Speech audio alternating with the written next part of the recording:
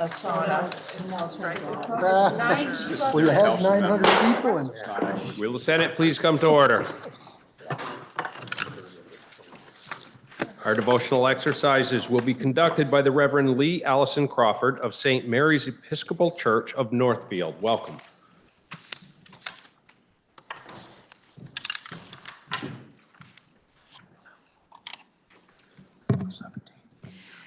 We gather this afternoon to do the work that is set before us. As we do, let us remember that this week our Jewish siblings observe Passover, and today our Christian siblings enter into the great 3 days that lead up to Easter. Our Muslim siblings have already celebrated Eid, the end of Ramadan. Both the Passover and Christian narrative speak of liberation, empathy, and compassion. Pesach means many things to Jews around the world, remembering the story of the Jews' flight from Egypt, the struggle against slavery, the quest for freedom to receive and abide by the law, and of course, sharing wonderful food and love of family and friends. Jonathan Sacks, former chief rabbi of the United Kingdom, wrote, "If there's one command above all others that speaks of the power and significance of empathy, it is the line in this week's Parsha, 'You shall not oppress a stranger, for you know the heart of a stranger. You were strangers in the land of Egypt.'" And Jesus taught his disciples the Shema. "You shall love the Lord your God with all your heart and with all your soul and with all your mind and with all your strength." And then he added, "This is the second commandment, love your neighbor as yourself. There is no other commandment greater than these." Even if one is not a believer in any of these faith traditions, surely the exhortation to love one's neighbor as oneself should guide one's actions. In these days when empathy and compassion seem to be suspect, may we have empathy, compassion, and mercy for those whom we serve. For we are servants, all of us, seeking the common good, where all may thrive and not live in fear. And these days where fear of the stranger overtakes recognition that they too simply wish to live a dignified and fear-free life, may we remember that at some point in our own history, we also were strangers. No matter how contentious things may get, no matter how difficult our decisions may be, may we always remember that each one of us has a God-given dignity that no one can or should take away. Every one of us has been created in God's image, and no one can take that away either. So God, creator of the universe, take our hands and work through them. Take our minds and think through them. Take our lips and speak through them. Take our hearts and set them on fire, that we may each be an agent of hope, mercy, empathy, and compassion to those whom we serve and love.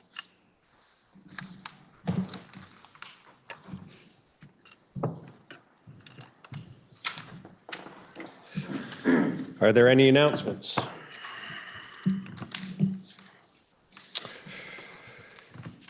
We have H 218, an act related to fiscal year 2026 appropriations from the Opioid Abatement Settlement Fund, introduced by Representative Wood. And do we have to read it first? Under Rule 31, it is referred to appropriations. We have a House bill for reference, H 293, an act relating to health equity data reporting and registry disclosure requirements. It passed the House April 15th on 2025. Please listen to the first reading of the bill. H 293, an act relating to health equity data reporting and registry disclosure requirements. Failing to have met crossover, it is referred to the Rules Committee per Temporary Senate Rule 44A. Orders of the day.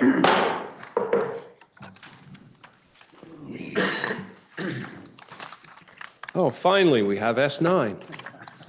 An act relating to after-hours access to orders against sexual assault. Where am I here? S9. Was passed by the House with proposal of amendment. The question is, shall the Senate concur in the House proposal of amendment? And I recognize the senator from Franklin. Senator Norris. Thank you, Mr. President. A couple of weeks ago, I presented S9 on this floor. It was an act relating to access to after-hours sexual assault orders, along with weekends and holidays.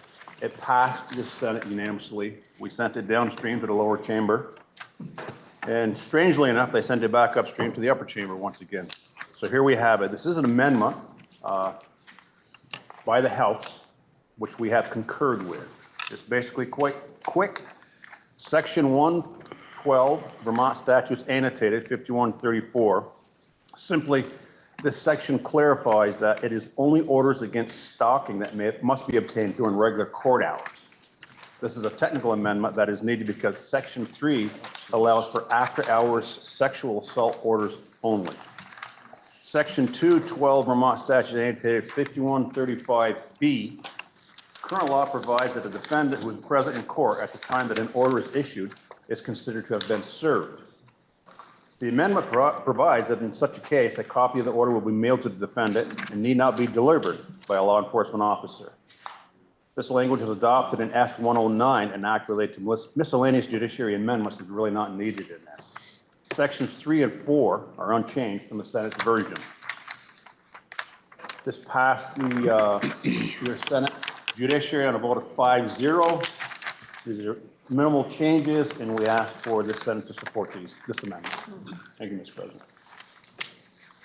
Are you ready for the question? The question is, shall the Senate concur in the House proposal of amendment? Are you ready for the question? If so, all in favor say aye. Aye. All opposed, nay. The ayes have it, and the Senate has concurred with the House proposal of amendment. We now have S30, an act relating to updating and reorganizing the health insurance status in 8 VSA Chapter 107. Are there any amendments? Wait a minute, that's not third reading. Oh, I passed that. I recognize the senator from Addison's, Senator Hardy. Thank you, Mr. President. S30, as you may recall, among all of the exciting bills we have done this session, is updating and reorganizing the health insurance statutes in 8 VSA Chapter 107. The House came back with an amendment to our reorganization and updating of that statute, which is purely a technical change that was actually discovered by the publisher of the statutes. In drafting the bill, as you will see on the bottom of page 794 and then over onto 795, a paragraph was left out of the draft inadvertently because the paragraph did not show up in the electronic version of the statutes that our drafting attorney was using to draft the bill. So she inadvertently left out that paragraph, and the publisher noticed it and said, hey, we need that paragraph. The drafting attorney checked with the Department of Financial Regulation, which oversees insurance regulation, and they said, yes, we do need that paragraph. So this amendment just puts that paragraph back in. That paragraph is in the printed version of the statutes. It's in current law, but just to make sure that it is not inadvertently removed from current law when this bill is passed, it is put back in there. The other change is clearly just a technical change in the second instance of amendment, adding a new line or in lieu thereof. It's also just a technical change. The third change is moving up the effective date to September 1st of 2025 instead of January 1st of 2026. And the reason for that is so that the drafting attorney and the publishers can get the updated version published in the Green Books in time. So it's really just to accommodate publishing of the statute. So it is technical. There's no substantive change. The chair and members of the Finance Committee are fine with this, and so we ask the Senate to concur with this proposal. Thank you. So the question is, shall the Senate concur with the House proposal of amendment. Are you ready for the question? If so, all in favor say aye. Aye. All those opposed, nay. The ayes have it, and the Senate has concurred with the House proposal of amendment on S30.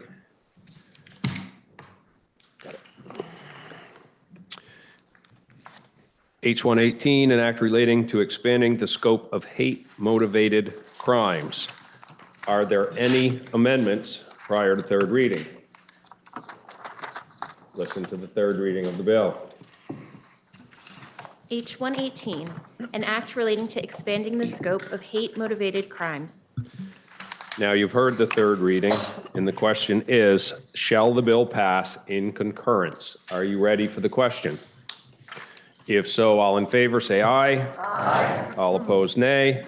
The ayes have it, and you have passed the bill in concurrence, H118. That's a big one. We now have H124, an act relating to miscellaneous agricultural subjects. Was introduced by the Committee on Agriculture on March 18th. The bill was then committed to the Committee on Natural Resources and Energy, which reports it has considered the bill and recommends that the bill be amended as set forth in today's calendar, starting on page 796, and then when so amended, the bill ought to pass. Affecting the revenues of the state, the bill was then referred to the Committee on Finance, which reports that the bill ought to pass when amended by the Committee on Natural Resources and Energy. Listen to the second reading of the bill. S124, an act relating to miscellaneous agricultural subjects. I recognize the senator from Rutland for the explanation of the bill. Senator Collmore. Thank you, Mr. President. So while the bill is being handed out, for the purposes of background and context, in March of 2022, the Conservation Law Foundation, Vermont Natural Resources Council, and Lake Champlain Committee all jointly filed a petition with the EPA alleging that Vermont was not meeting the requirements of the Clean Water Act and requesting that the EPA either force the state to make corrections or indeed to step in to regulate clean water enforcement in Vermont itself. Right now, the state's Agency of Natural Resources and the Agriculture Agency both oversee clean water regulation on farms. So that was in September, or in March rather, of 22. 2 years later, in September of 2024, the EPA came back and issued a letter finding that, quote, Vermont was indeed not adequately regulating farm pollution under the Clean Water Act and directed the state to develop a plan to establish a regulatory system run exclusively, and this is new, by the state's Agency of Natural Resources. The changes called for by the EPA will need to be implemented with adequate time for farmers to adjust. So the bill before us, which is S124, was drafted by Legislative Council to respond to that directive. The Senate Agriculture Committee began work on the bill with the intent of developing something that had the lightest touch, but still with the meeting the guidelines that were set forth by the EPA. So the bill made 2 stops, as the President mentioned, Senate Natural Resources and then on to Senate Finance. And on behalf of the Senate Agriculture Committee, I'd like to thank the Senate Natural Committee for its notable cooperation in the bill. You will hear from the senior senator from Addison later with an amendment, proposed amendment, and the Senate members of Ag are deeply appreciative of the work of the Senate Natural Committee. So, as I mentioned, additionally, or annually, the Agency of Agriculture asks the Committee on Ag for statutory amendments, usually related to the operation of the agency. This year, the Agency of Agriculture requested changes focused on one subject matter, that is agricultural water quality. So at the request of both ANR and the Ag Agency, S124 amends ag water quality statutes to address those EPA concerns that can be met through statute. S124 clarifies and amplifies ANR's authority as the lead Clean Water Act, Permitting Authority in Vermont for discharges from CAFOs, and I'll explain what those are in a minute, and while also retaining authority at the Agency of Agriculture for non-point source agricultural pollutant discharges. CAFO is defined as concentrated animal feeding operations. I'm going to walk through what in essence are 13 sections of the bill. I have cut this back from what could have been, as you can see, a rather lengthy report, and hopefully we'll hit highlights, but I'm certainly willing to dig in more deeply if any senators have questions. So, Section 1 of the bill strikes the requirement that ANR and the Ag Agency enter a memorandum of understanding describing how both agencies will implement the federal CAFO program. There was an existing memorandum of understanding that has been struck. In its place, Section 1 directs ANR in consultation with EPA and the Ag Agency to issue a document that sets forth ANR's roles and responsibilities in implementing the Clean Water Act and the Agency of Agriculture's roles and responsibilities in implementing the state's non-point source programs. Section 2 amends Ag Water Quality Statute to provide that the vegetated buffer requirements under the Ag Agency's authority shall not apply to a farm that has been determined by ANR to be a CAFO. Section 3 clarifies ANR is the state entity that will determine if discharges are occurring on large farms. Section 4 clarifies that ANR shall also verify whether a medium farm operation can establish that there are no unpermitted discharges on that farm. Section 4 also strikes reference to the MOU, as I referenced earlier. Section 5 amends the ban on land application of manure between December 15th and April 1st to allow Ag Agency to authorize an emergency exemption from the ban. Section 6 clarifies that the Ag Agency may require any new small farm to certify compliance with the RAPs, which are the required agricultural practices, and that the Ag Agency may require any farm to regularly certify ongoing compliance with the RAPs. Sections 7 through 12 basically amend ANR's authority over CAFO discharges. Section 7 clarifies that a discharge applies to both waste and pollutants. Currently, only discharges of waste are prohibited, but the Federal Clean Water Act prohibits discharges of pollutants. Section 8 adds a subchapter on CAFOs to ANR's Water Quality Authority, and it also adds a definition specific to ANR's regulation of CAFOs. Section 8 also adds a definition of waters of the United States. And we will have an amendment later presented by the senior senator from Addison that came out of the Senate Natural Resources Committee that amends that definition. So we'll be looking forward to that. Section 8 also sets forth the powers of the Secretary at ANR to regulate discharges from CAFOs, including the authority to implement the Federal Clean Water Act to administer what are known as VPDESs, the Vermont Pollutant Discharge Elimination System. Section 8 requires all medium and large farm operations to maintain documentation of a nutrient management plan and practices on site or at a nearby office and make that documentation readily available to the Secretary upon request. Section 9 requires ANR, in coordination with the Agency of Agriculture, to engage key stakeholders as part of a pre-rulemaking process to gather input on any proposed CAFO rules. Section 10 amends existing ANR discharge permit authority to clarify that compliance with the RAPs alone is not sufficient to exempt the farm from a discharge permit. The farm also must be determined to be complying with the Federal Clean Water Act.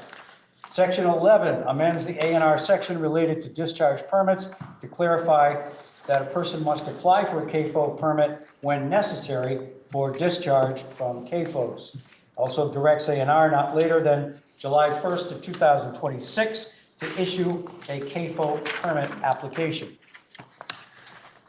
Section 12 provides that compliance with the RAPs does not automatically qualify a farm for an exemption from stormwater permitting. The farm must also be in compliance with the Federal Clean Water Act. That is, no discharges or permitted as a CAFO. And thankfully, Section 13 is the last one. It's the effective date, which will take place July 1st, 2025. Committee heard from the Water Protection Advocate from the Lake Champlain Committee, Jerry Carpenter, General Counsel from the Agency of Agriculture, the Water Quality Division Director, the Agency of Agriculture, General Counsel, the Agency of Natural Resources, an attorney from the Agency of Natural Resources, the Secretary of the agency, Julie Moore, the Deputy Chief Counsel, the Office of Legislative Counsel, Michael O'Grady, and Caroline Sherman Gordon, Legislative Director for Rural Vermont. The committee vote was 5-0-0, and we ask the body for its support. Thank you, Mr. President. I now recognize the senator from Addison, Senator Hardy, for the report of the Committee on Natural Resources and Energy. Thank you, Mr. President. I would like to say back at you to the Senate Ag Committee for their cooperation in getting this bill this far in a strange, windy path.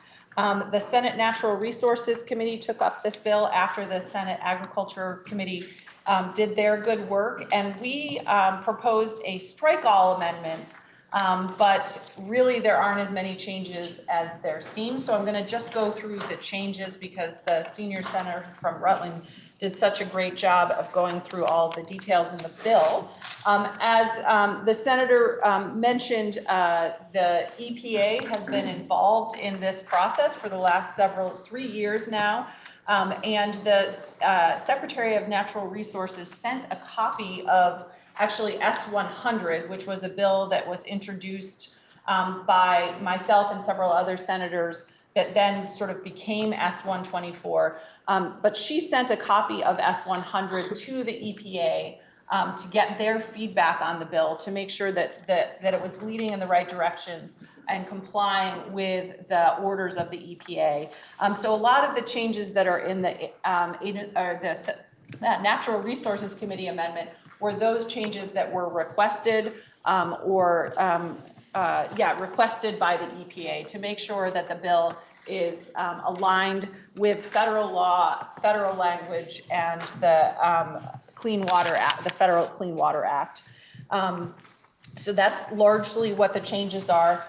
The Senate Natural Resources Committee also, as was previewed by the senator from Rutland, changed the definition of water. Now, you would think that water is just water, H2O, et cetera, but there are several definitions of water. The Committee on Agriculture used waters of the United States as their definition. We changed it to waters of the state, which is a broader definition. It is the definition of water that is used for all of our clean water regulations in Vermont. It is the definition that is currently used by farmers as they follow the required agricultural practices and their clean water work now. So we felt like it was a more consistent definition. It would cause less confusion, and there would be more clarity for farmers that water is waters of the state. And again, it's a broader definition and includes more bodies of water.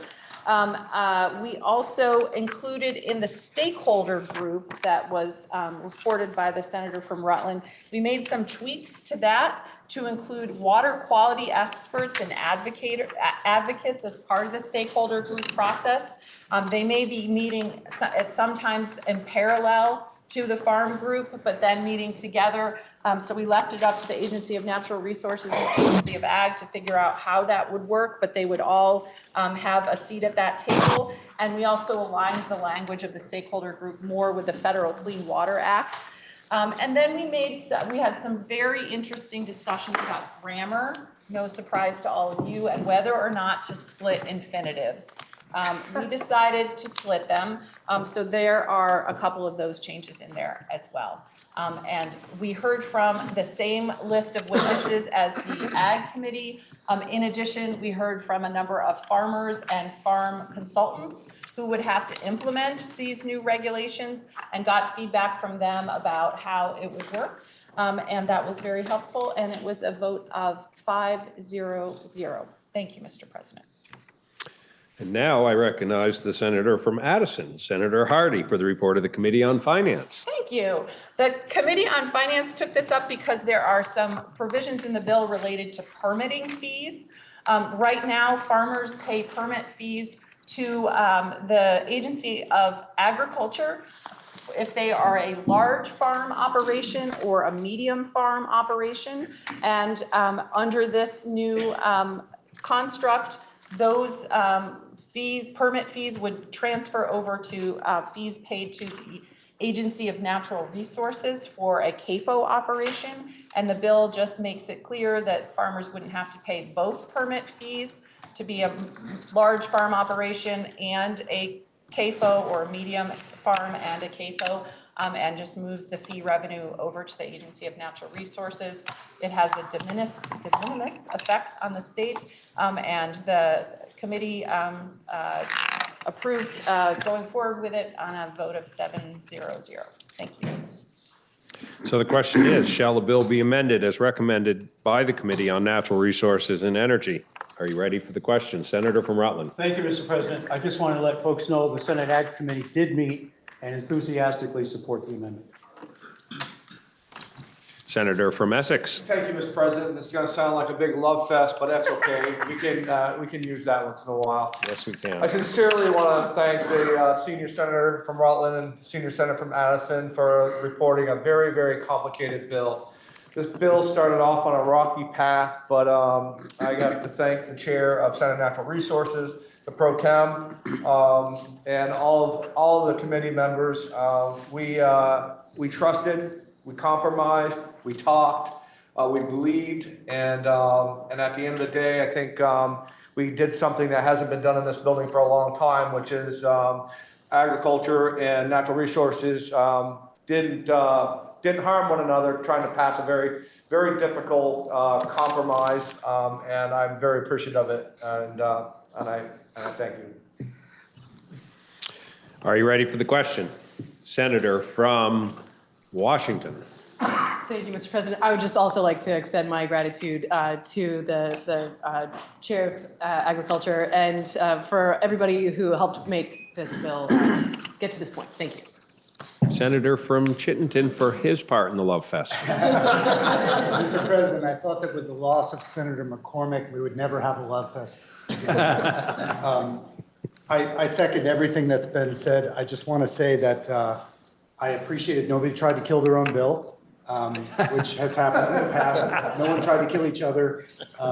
So I will just point out that in order to get to this place of very mutual agreement, the bill had to be slowed down a bit, but we have spoken with leadership on the other side, and the crossover exemption is in place. So this will go forward on the normal time.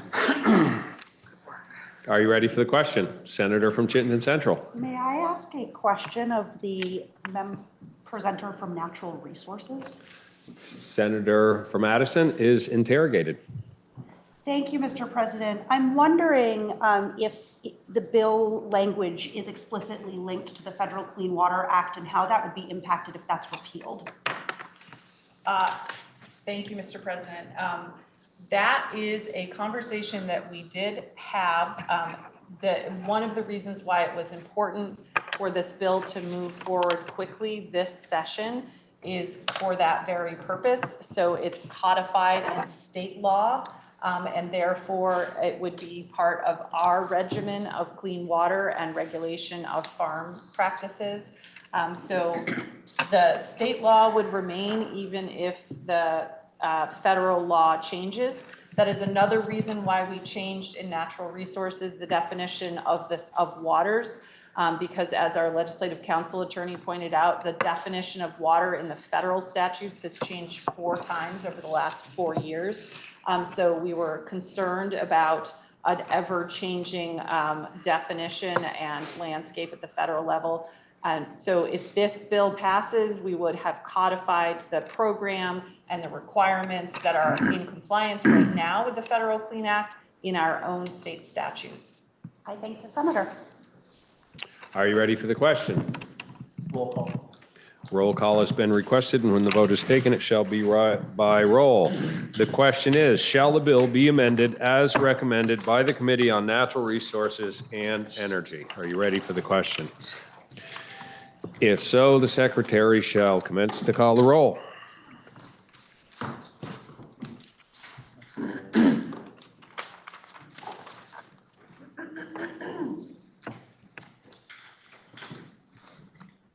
Senator Baru. Yes. Senator Beck. Yes. Senator Baumgart. Yes. Senator Brennan. Yes. Senator Brock. Yes. Senator Chittenden. Yes. Senator Clarkson. Yes. Senator Collmore. Yes. Senator Cummings. Yes. Senator Douglas. Yes. Senator Ewing. Yes. Senator Hardy. Yes. Senator Harrison. Yes. Senator Hart. Yes. Senator Hashi. Yes. Senator Heffernan. Senator Ingalls. Yes. Senator Lyons. Yes. Senator Major. Yes. Senator Matos. Yes. Senator Norris. Yes. Senator Pershing. Yes. Senator Plunkett. Yes. Senator Ron Hinsdale. Yes. Senator Mahovsky. Yes. Senator Watson. Yes. Senator Weeks. Yes. Senator Wesley. Yes. Senator White. Yes. Senator Williams. Yes.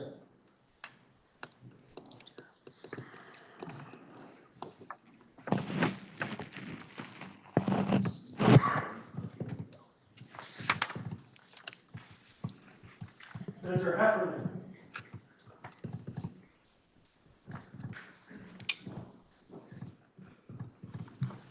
The ayes 29 and the nays 0, and we have recommended, the ayes have it, and you have amended the bill as recommended by the Committee on Natural Resources and Energy. The question now is, shall the bill be read a third time? Are you ready for the question?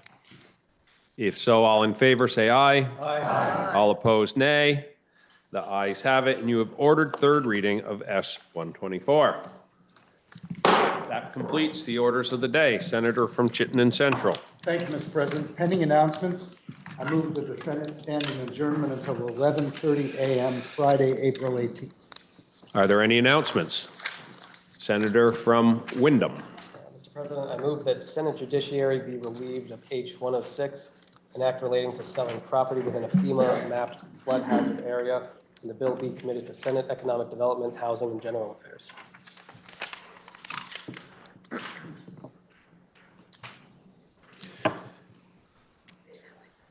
The senator from Wyndham has moved that the rules be suspended and H-106 be relieved, the Committee on Judiciary be relieved, and the bill be committed to the Committee on Economic Development. Are you ready for the question? If so, all in favor say aye. Aye. All opposed, nay. The ayes have it, and we have committed the bill to the Committee on Economic Development.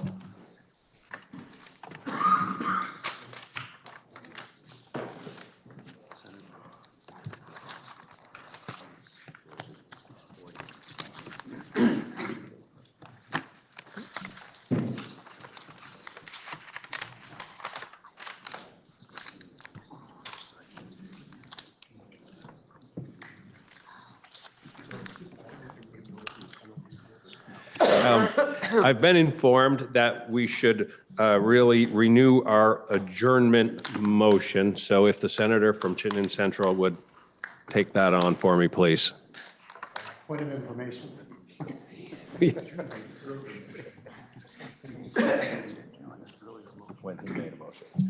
Your previous motion was withdrawn automatically when another motion came to the floor. I didn't know that either, so let's learn something new every day. Well and good. With that said, Mr. President, I would move that pending announcements, we stand in adjournment until 11:30 a.m. Friday, April 18th. Deja vu. Are there any announcements? Senator from Chittenden Central. Thank you, Mr. President. I rise on a point of personal privilege. This federal administration has been in office only 3 months and has already sown fear and chaos here and across the globe.